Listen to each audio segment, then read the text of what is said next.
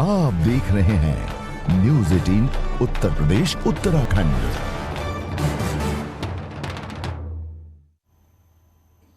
नमस्कार, सुबह 8 बजे की बड़ी खबरों में आप सभी का स्वागत है। मैं हूं नीलू। करते हैं खबरों की शुरुआत और मथुरा से खबर, जहां पर एक बैंक के अंदर शातिर चोर ने 10 लाख रुपए पर हाथ साफ कर दिया। पूरी वारदात सीसीटीवी में रिकॉर्ड हुई। पूरा मामला चौमुहा के सहकारी बैंक का है। यहां एक शातिर चोर ने कैश काउंटर से 5-5 लाख रुपए के 2 कैश बंडल उड़ा लिए। जैसे ही बैंक स्टाफ को इसका पता चला तो बैंक के अंदर हड़कंप मच गया। पुलिस ने मामले में केस दर्ज कर लिया है और चोर की तलाश में इस वक्त जुट गई है। तो तस्वीरें हम आपको दिखा रहे हैं जो कि बैंक में लगे सीसीटीवी कैमरे में कैद हुई। सहकारी बैंक में लूट की वारदात को अंजाम दिया गया। यहां पर 5-5 लाख के 2 बंडल पर चोर ने हाथ साफ कर दिया, जो साफ तौर से देखा जा सकता है। हालांकि बाद में स्टाफ ने इस बात का संज्ञान लिया और इसे। क्या आप भी इस तरह की मछली की दुकान खोलना चाहते हो? आपको पता है ये हर महीने 60 लाख की मछलियां बेचते हैं। आपको भी करना है तो देरी किस बात की? फ्रीडम ऐप को अभी डाउनलोड कीजिए। लेकर बैंक के अंदर हड़कंप मच गया। पुलिस ने मामले में केस दर्ज कर लिया है और चोर की तलाश इस वक्त की जा रही है।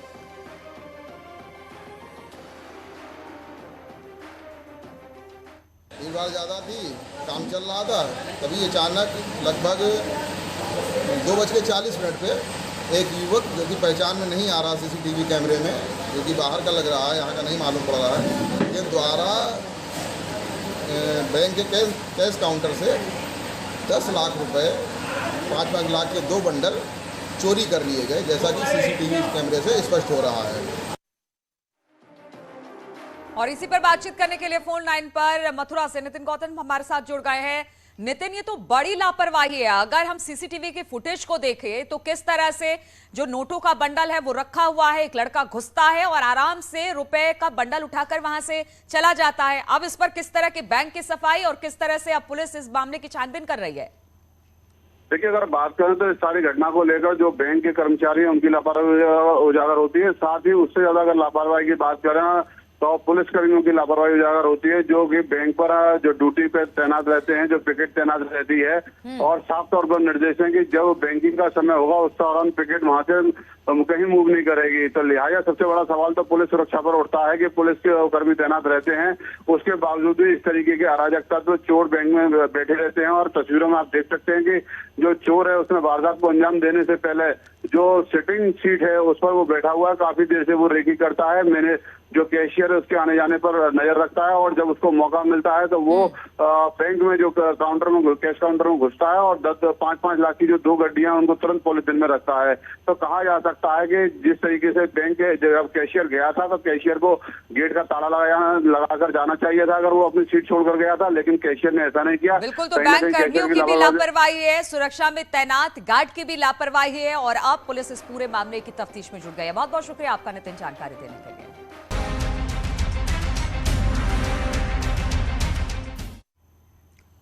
और अब बात करते हैं सीएम योगी के दौरे की। तो सीएम योगी आदित्यनाथ आज कई जिलों के ताबड़तोड़ दौरे पर रहने वाले हैं। सीएम योगी के वाराणसी दौरे का आज दूसरा दिन है। वाराणसी से वो जौनपुर और फिर उसके बाद गाजीपुर जाएंगे।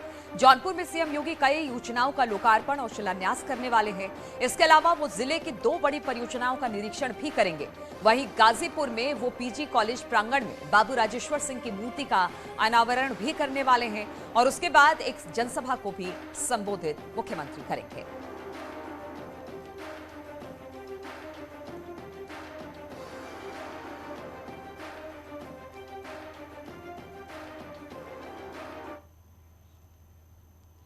और सीएम योगी अभी वाराणसी में हैं। इससे पहले कल उन्होंने काशी विश्वनाथ मंदिर और काल भैरव मंदिर में पूजा अर्चना की थी और काशी में चल रहे विकास कार्यों का जायजा भी लिया। हम आपको 3 तस्वीरों के जरिए दिखाते हैं काशी भ्रमण की मुख्यमंत्री की तस्वीरें। बाबा विश्वनाथ की पूजा अर्चना के लिए पहुंचे थे मुख्यमंत्री, दौरे पर हैं काशी विश्वनाथ के, और काल भैरव की यहां पर पूजा अर्चना की। साथ ही कई जगह पर निरीक्षण किया जहां भी विकास कार्य चल रहे हैं।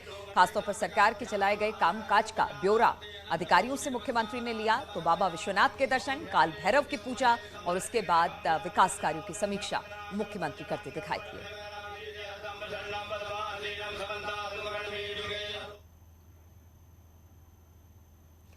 और आगामी लोकसभा चुनाव को लेकर बीजेपी पूरे एक्शन में आ गई है और इसके लिए ताबड़तोड़ बैठकें भी हो रही है और संगठन को और मजबूत बनाने पर खासा जोर भी दिया जा रहा है। इसी क्रम में आज लखनऊ में बीजेपी के अवध क्षेत्र की बैठक होगी।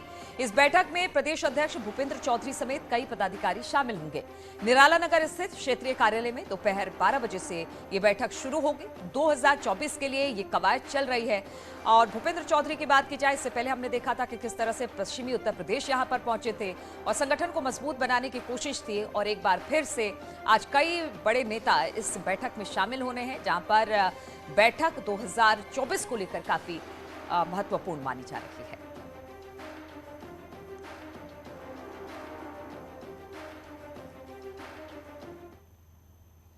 और अखाड़ा परिषद के अध्यक्ष महंत नरेंद्र गिरी खुदकुशी मामले में मुख्य आरोपी आनंद गिरी की जमानत अर्जी पर इलाहाबाद हाईकोर्ट अपना फैसला सुनाएगा। जस्टिस संजय कुमार सिंह की बेंच शाम 3:45 बजे अपना फैसला सुनाएगी। तो आज एक बड़ी सुनवाई है। जिस तरह से अखाड़ा परिषद के अध्यक्ष महंत नरेंद्र गिरी ने खुदकुशी की थी, उस मामले में मुख्य आरोपी थे आनंद गिरी। अब उनकी जमानत अर्जी पर आज इलाहाबाद हाईकोर्ट में सुनवाई होनी है, फैसला आने वाला है। जस्टिस संजय कुमार सिंह की बेंच शाम 4:45 बजे अपना फैसला सुनाएगी कि जमानत आनंद गिरी को मिलेगी या फिर नहीं।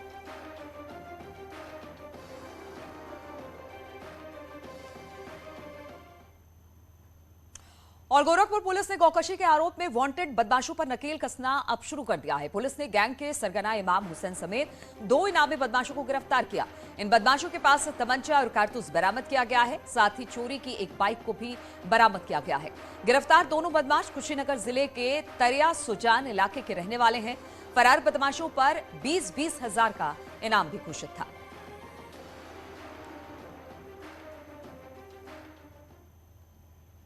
आज थाना चिलवाताल व प्रभारी स्वाट की टीम को 2 अभियुक्तों को गिरफ्तार करने में सफलता प्राप्त की गई है। ये दोनों अभियुक्त 2020 से थाना चिलवाताल से वांछित थे और इन पे 20-20 हजार रुपये का इनाम था। इनके पास से एक तमंचा व एक चोरी की मोटरसाइकिल बरामद हुई है। और बहराइच के पयागपुर में बीजेपी विधायक सुभाष त्रिपाठी ने अपने समर्थकों के साथ बहराइच कलेक्ट्रेट पहुंचकर डीएम और एसपी से शिकायत की। उन्होंने आरोप लगाया कि 2 महीना पहले मेरे बेटे की गाड़ी पर हमला हुआ था, लेकिन थाना अध्यक्ष नहीं सुनवाई कर रहे हैं। फकरपुर थाना क्षेत्र में अज्ञात लोगों ने गाड़ी पर फायरिंग की थी, जिसके निशान गाड़ी पर आज अभी भी मौजूद हैं। पुलिस ने फकरपुर थाने में केस दर्ज कर लिया है और जांच के बाद उचित कानूनी कार्रवाई का भरोसा भी दिया है। लखनऊ से आ रहे थे बहराइच की तरफ, कुंडासर के पास इनकी गाड़ी में किसी ने फायर किया, एक आवाज़ हुई। बाद में इन्होंने देखा गाड़ी में तो एक छेद दिखाई दिया उनको, तो उन्होंने आशंका व्यक्त की कि किसी ने इनकी गाड़ी पे इनके ऊपर हमला किया, फायर किया है। इस तहरीर पर FIR दर्ज की गई है और गाड़ी कब्जे में लेकर के इसका बैलिस्टिक एक्सपर्ट से इसकी जाँच कराई जा रही है। और Olympic gold medallist Neeraj Chopra ने एक बार फिर इतिहास रचा है। स्विट्जरलैंड में हुए डायमंड लीग ट्रॉफी में नीरज चोपड़ा ने जैवलिन थ्रो में ट्रॉफी अपने देश की झोली में डाल दिया। इस ओलंपिक गोल्ड मेडलिस्ट एथलीट ने 88.44 मीटर दूरी भाला फेंककर इस ट्रॉफी पर कब्जा किया और वो इस प्रतिष्ठित पुरस्कार को जीतने वाले देश के पहले एथलीट बन गए हैं। भारतीय सेना ने सूबेदार नीरज चोपड़ा को बधाई दी है।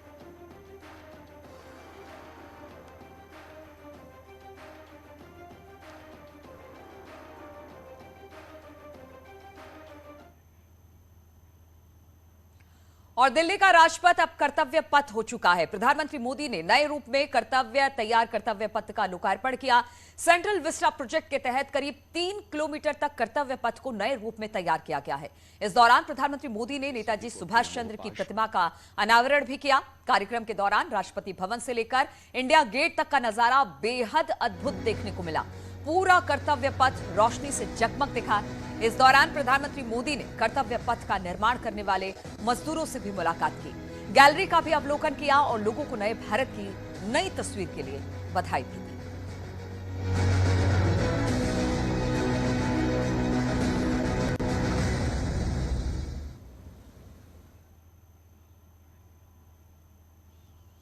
और अपने भाषण के दौरान प्रधानमंत्री ने कहा कि गुलामी के एक और प्रतीक को देश से मिटा दिया गया है। उन्होंने कहा कि देश नए संकल्पों के साथ आगे बढ़ रहा है, जिसमें गुलामी के किसी भी प्रतीक को देश बर्दाश्त नहीं करेगा।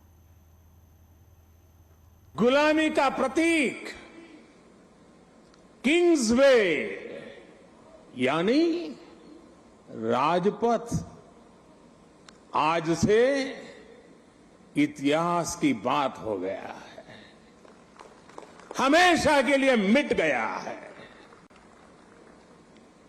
आज कर्तव्य पथ के रूप में नए इतिहास का सृजन हुआ है। आप कल्पना करिए, देश ने जिन्हें जनता की सेवा का दायित्व सौंपा हो, उन्हें राजपथ जनता का सेवक होने का एहसास कैसे कराता? अगर पथ ही राजपथ हो तो यात्रा लोकमुखी कैसे हो? आजादी के बाद हमारा भारत सुभाष बाबू की राह पर चला होता तो आज देश कितनी ऊंचाइयों पर होता। लेकिन दुर्भाग्य से आजादी के बाद हमारे इस महान नायक को भुला दिया गया, उनके विचारों को, उनसे जुड़े प्रतीकों तक को नजरअंदाज कर दिया गया। मैं वो दिन भूल नहीं सकता जब 2019 में गणतंत्र दिवस की परेड में आजाद हिंद फौज के सिपाहियों ने भी हिस्सा लिया था। इस सम्मान का उन्हें दशकों से इंतजार था। और मुख्तार अंसारी के बेटे अब्बास अंसारी की याचिका पर इलाहाबाद हाईकोर्ट में सुनवाई होगी और इस याचिका में विवादित बयानबाजी के मामले में दाखिल पुलिस की चार्जशीट को चुनौती दी गई है। हम आपको बता दें कि एमपी एमएलए कोर्ट में गिरफ्तारी वारंट जारी होने के बाद अब्बास अंसारी लंबे समय से फरार है और आज एक मामले पर सुनवाई होनी है। मुख्तार अंसारी के बेटे अब्बास अंसारी की याचिका पर इलाहाबाद हाईकोर्ट में सुनवाई होगी और इस याचिका में विवादित बयानबाजी करने के मामले में दाखिल पुलिस की चार्जशीट को चुनौती दी गई है और एमपी एमएलए कोर्ट गिरफ्तारी वारंट जारी होने के बाद अब्बास लगातार फरार चल रहा है और आज उसके बयानबाजी को लेकर हाईकोर्ट में सुनवाई।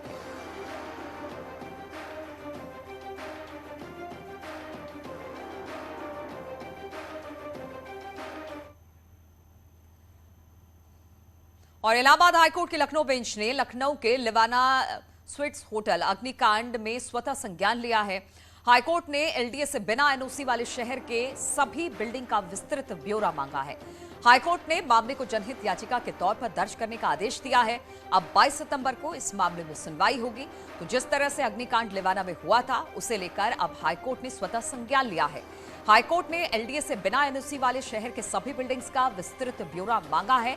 हाईकोर्ट ने मामले को जनहित याचिका के तौर पर दर्ज करने का आदेश भी दिया है। अब 22 सितंबर को इस पूरे मामले पर सुनवाई होगी।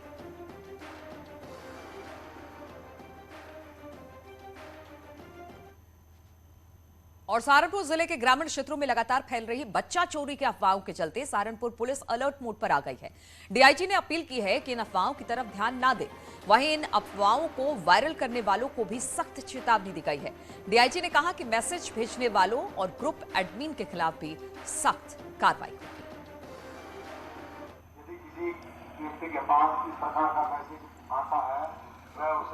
मैसेजेस हैं वो कभी पुराने हैं और अब ये शो किया जा रहा है कि इस तरह के बच्चा चोर आ रहे हैं और बच्चों को ले जा रहे हैं और लोग सावधान रहें, लोग जागें। इस तरह के मैसेजेस, फर्जी जो मैसेजेस हैं वो ग्रुप में ना चलाएं और यदि ऐसे ग्रुप में मैसेज, फर्जी मैसेज चलने से यदि कोई इस तरह की घटना होती है जैसी कल हुई है तो निश्चित रूप से उस ग्रुप के मेंबर्स के खिलाफ जो इसे चलाएंगे या जो इसे सेंड करेंगे उनके खिलाफ कड़ी कार्रवाई स्थानीय पुलिस द्वारा की जाएगी।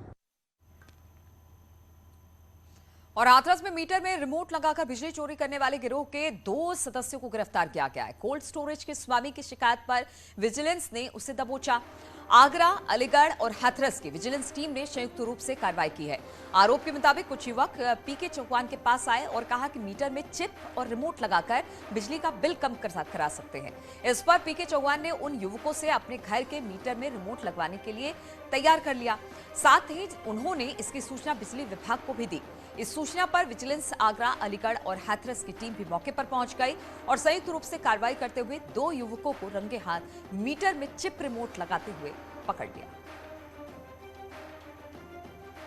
रेवेन्यू की चोरी हो रही है ना, तो ये चोर अपने लगे हुए कल उस पर रिमोट वगैरह लगा के चोरी करवा रहे हैं। कैसे आपके रिमोट कैसे हमारे पास आएगा, हम लगा देंगे आपके यहाँ, और जो हम आपका जो है जितना आप चाहो उतना बिलाया करेगा। तो हमने कोई 2-3 दिन का समय दे दिया, एमडी साहब से शिकायत कर दी हमने। एमडी साहब ने फोन किया, बोले हम ठीक है जब मौका लगे तो आप बता देना मुझे। हमने आज उन्हें सुबह बता दिया, मैं भेज दूँगा।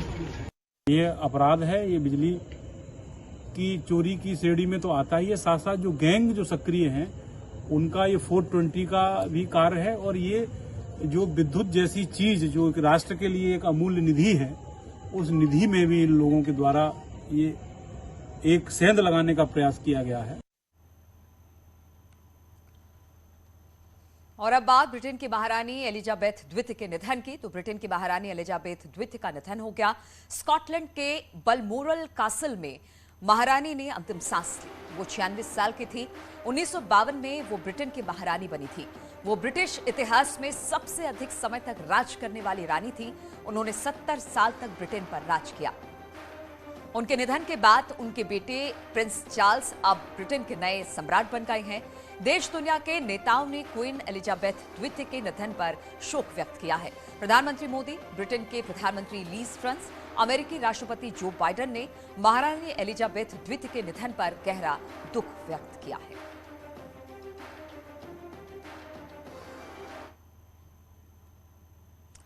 प्रधानमंत्री मोदी ने ब्रिटेन की महारानी एलिजाबेथ द्वितीय के निधन पर दुख व्यक्त किया। प्रधानमंत्री मोदी ने महारानी के साथ जो फोटो थी उसे शेयर करते हुए ट्वीट में लिखा, महामहिम महारानी एलिजाबेथ द्वितीय को हमारे समय की एक दिग्गज के रूप में याद किया जाएगा। उन्होंने अपने राष्ट्र और लोगों को प्रेरक नेतृत्व प्रदान किया। उन्होंने सार्वजनिक जीवन में गरिमा और शालीनता का परिचय दिया। उनके निधन से आहत हूं। इस दुख की घड़ी में मेरी संवेदनाएं उनके परिवार और ब्रिटेन के लोगों के साथ है। 2015 और 2018 के यूके के अपनी यात्राओं के दौरान मेरी महारानी एलिजाबेथ द्वितीय के साथ यादगार मुलाकातें हुई। मैं उनकी गर्मजोशी और दयालुता को कभी नहीं भूलूंगा। एक बैठक के दौरान उन्होंने मुझे वो रुमाल दिखाया जो महात्मा गांधी ने उन्हें उनकी शादी में उपहार स्वरूप दिया था।